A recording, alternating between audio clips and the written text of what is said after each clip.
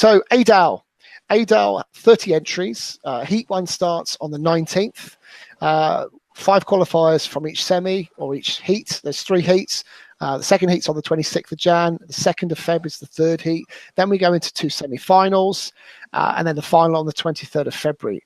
I mean, my word, they have some serious heats, and they really extend this, don't they? This goes on forever. Hungary have competed 16 times, 14 of them in the final. Their best result in '94, so a long time ago, where they came 4th. Anders Calais Saunders finished 5th in 2014, which is their best result in recent times with the song Running, and he features heavily in this year's heats. We'll come to that in a short while. Of course, last year AWS represented Hungary, and given their hype, I felt 21st was a little bit disappointing in the end. I don't know what my guests feel, but we'll come to that shortly. Tristan, ADal, 30 songs. Have we got a potential winner here?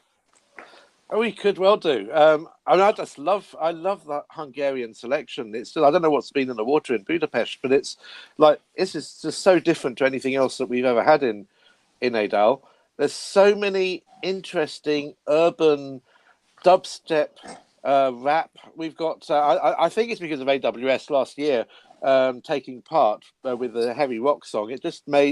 I think it made artists this year realise that they don't have to be boom, banger, bang type songs, that they could send something that's very credible and urban and be appreciated by the Eurovision audience, because obviously he got through to the final, AWS last year. Obviously, I mean, there's only, I think, 1 or 2 rocky songs this year, but this year they've really gone for rap and dubstep. And the funny thing is, I don't like heavy metal, but I loved AWS last year. It's one of my favourites. I don't really like rap, but I really love the rap one. So there's something that Hungary manages to do to turn genres I don't normally like into songs I like. And my favourite, and I love this so much, I've listened to it every day, is USNK with Post-Joci, Make a Post, Post-Joci. And it's a very urban hip-hop song. It's got a bit of sort of chill-out hip-hop. It's just fantastic. I've had it on repeat.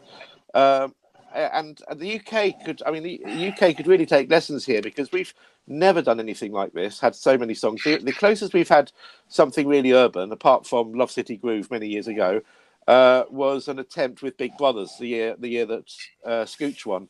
Big Brothers was one of the options. That was the only time that we've sort of like tried to do something that's quite charty and urban. This year there's about 10 of them which are really sort of like that. I love USNK. I really love the Middletonz, which is sort of like, again, it's quite ragga. It's quite it's a really impressive sound. The only problem with that is there's a lot of swearing in it, and I imagine they'd have to tone that down a lot if it were to go through. I love La Mama Hotel by David Hitley. Again, it's really, really commercial, very on point, very chart ready.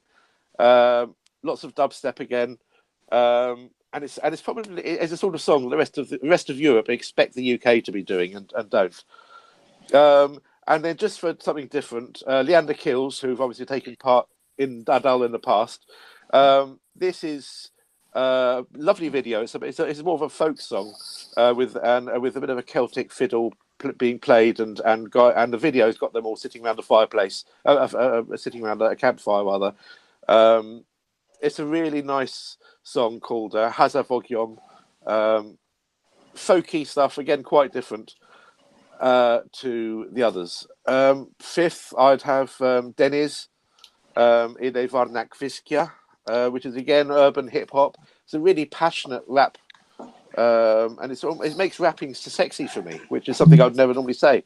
So I'm really excited about ADal, and can't wait for it. Alistair, ADal. Oh, my favourite national final. Always has been for years. I love Hungary at Eurovision. They are my favourite Eurovision country.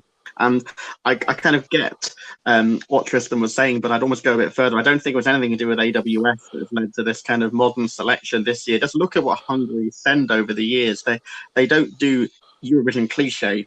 If anything, a Hungarian Eurovision cliche is not being a Eurovision cliche, whether it's being Kedvesen or Compact Disco, the lady back in 2007, whose name escapes me, AWS I absolutely loved, Andras Kalisanders. I mean, you know, look at the diversity of songs that Hungary has sent, and they are the most contemporary Eurovision country, I think. And the national final this year just lives up to that. I mean, Tristan's already mentioned a couple of my favourites, La Mama Hotel. I really like the Middletonz. A song I do like as well is the song Edge Set. I think it's by Modjog Edge Curly Cook, another modern urban sounding song, something that would really stand out on stage. I'd say over half these songs would really do well with televoters at Eurovision, because they're just different to what one would expect from a Eurovision style of song. And ADal this year also has my favourite title of a Eurovision song possibly ever, because I've never seen two words with so many Zs in them. It's the song by the group Konyaha Sazazor Viziatsut, which if I was playing Scrabble, I would like to do that.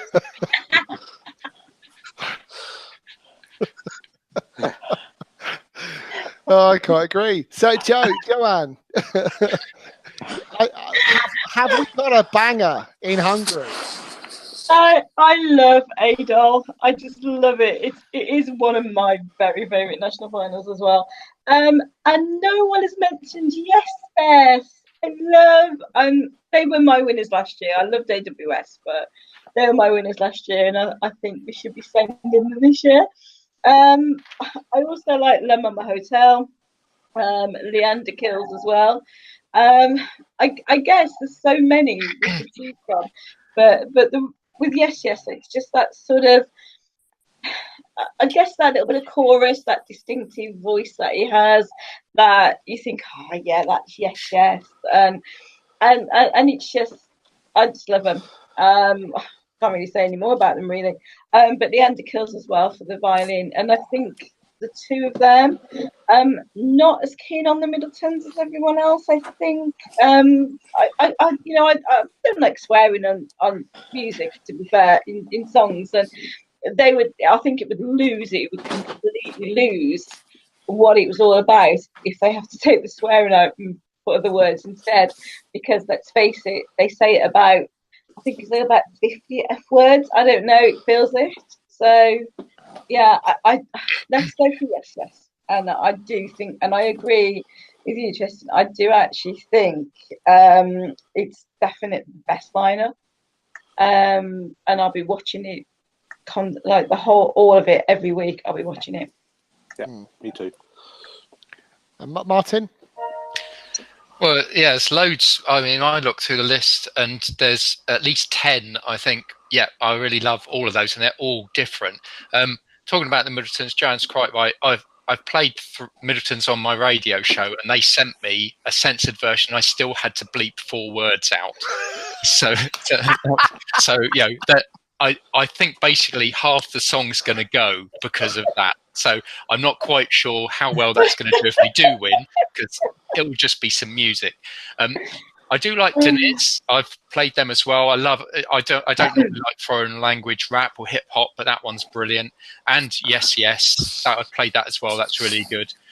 Leander Kills, I love that one. I think that's actually my favourite of the lot at the moment. All of this is dependent on how well it comes across live. And the other one that's quite different to everything else was Oliver Burke's. I can't actually pronounce the actual song title, but it's actually a video. The video of it online was with a lighthouse, and it's slow paced. It's a lovely ballad, loads of emotional delivery throughout, and it's really different to everything else purely because it's a ballad, because everything else is not a ballad.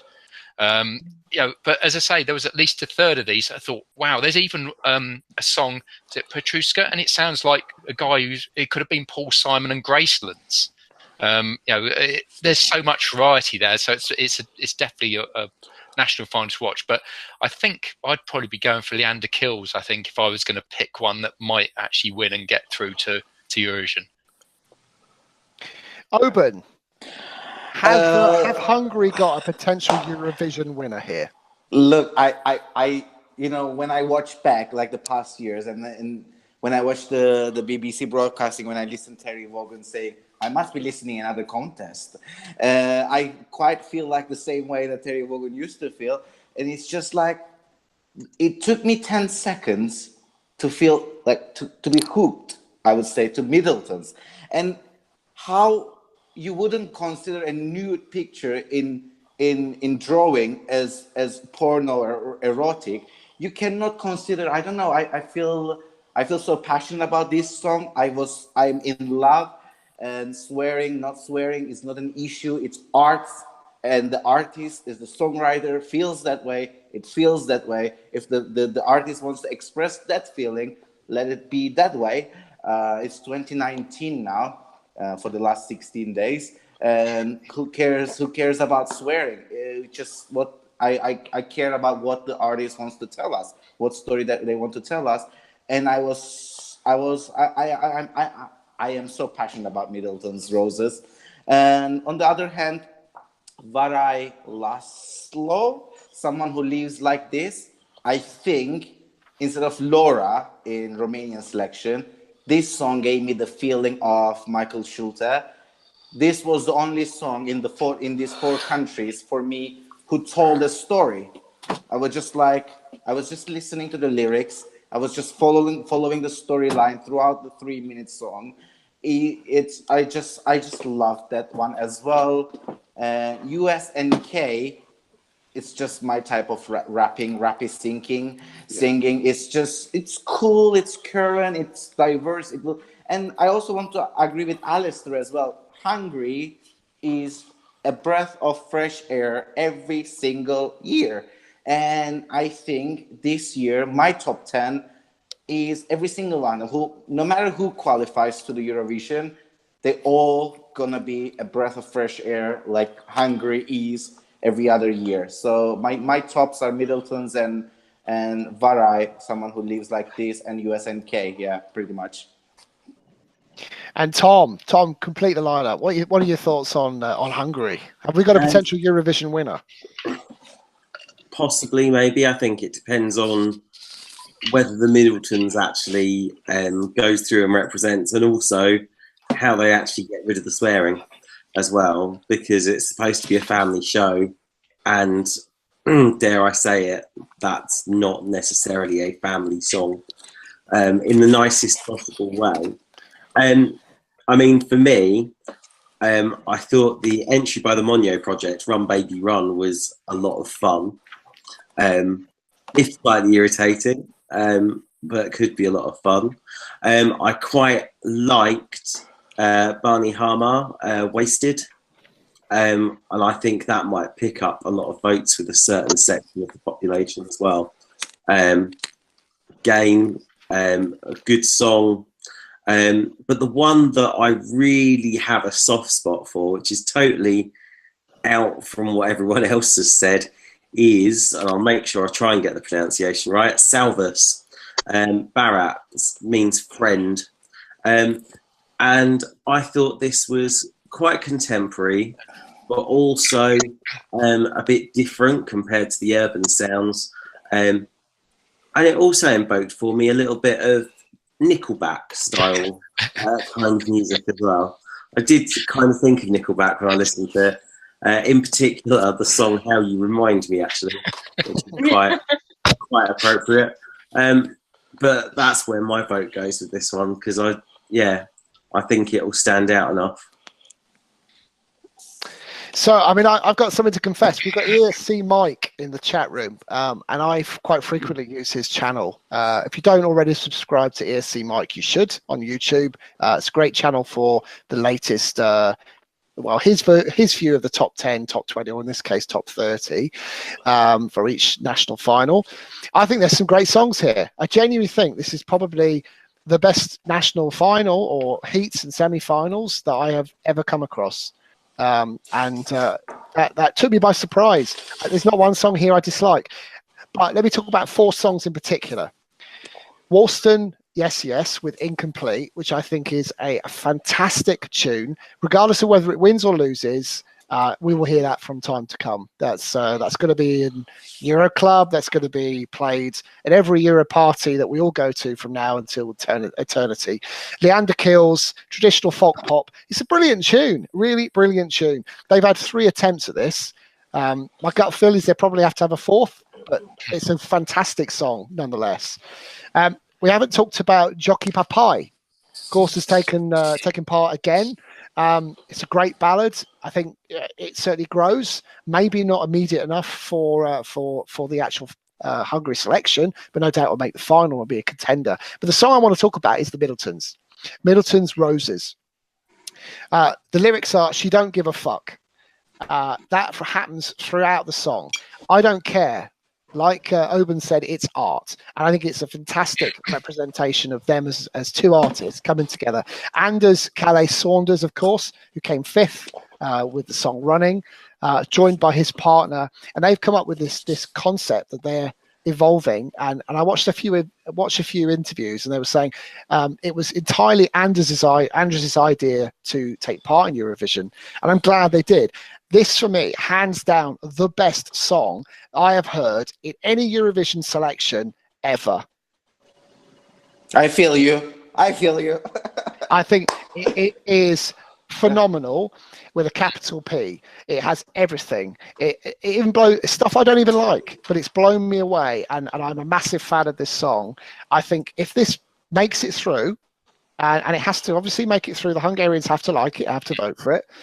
No idea what they do with the swearing. Hopefully they'll keep it in. But we've seen with Sweden and Robin Benson that when he got to the final of Melody Festivalen, interestingly he changed the word "fuck" to what was it? Freak. And yet Lisa Ajax kept hers. She continued to sing with the F word. So I don't know what they're going to do. But if this song makes it to the final and wins and goes on to Eurovision, and they manage to somehow come up with a plan, this could win Eurovision for me. This could be the year that we see Hungary win Eurovision, and we could all be going to Budapest in 2020. Hey. That's my thoughts. I couldn't agree more. No, I thought it was a great song because I actually, as soon as I heard it, I wanted a copy so I could play on the radio show. But being in the UK and the UK being so prudish about swearing on anything that, even the word bloody, you've got to apologise for. Yeah. Obviously, the Middletonz, what was in there, I was never going to be able to play it as it's intended, unfortunately. So that's going to be the issue. But I think in a Eurovision final, we start showing at Eurovision at 8 o'clock. So from 9 o'clock, we've got certain censorship. But after 9 o'clock, it should be fair game. In Europe, the Eurovision starts from 9, possibly 10 o'clock. So I don't see it as a problem. And I think it's a big challenge for the EBU to deal with. And I hope it's one that they find a way to pass, because it's about time. We are 2019. That we start to accept this, especially at that time of the night. So I'd be for it. I take Tom's point about it being a family show. However, it is late in the evening, and I think it's about time that we allow an act to be artistic. And to be fair, families do use these words. I mean, it's Not every day. I was going to say, not mine either. No, who doesn't use? Come on, don't play angels. Who doesn't use an F word every once in a while? Everybody does it.